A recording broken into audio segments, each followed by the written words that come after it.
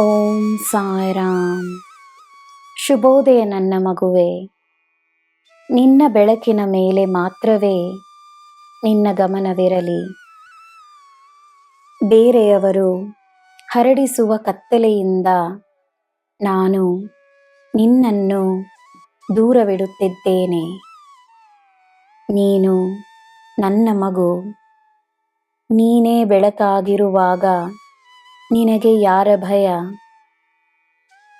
ನಿನಗೆ ಎಲ್ಲ ಶುಭವಾಗುತ್ತದೆ. ನಿನ್ನ ದಾರಿಯ ಬೆಳಕಾಗಿ ನಾನಿದ್ದೇನೆ. ನಿನ್ನ ರಕ್ಷಕನಾಗಿ ನಾನಿದ್ದೇನೆ. ಬೇರೆಯವರ ಪ್ರಶ್ನೆಗೆ ಉತ್ತರವಲ್ಲ, ತನ್ನ ಪ್ರಶ್ನೆಗಳ ಉತ್ತರವಾಗಿ ನೀನಿರು. ನಿನ್ನ ದಿನ ಶುಭವಾಗಿರಲಿ. ಸರ್ವಂ ಸಾಯಿಮಯಂ. ಜೈ ಸಾಯಿರಾಮ್.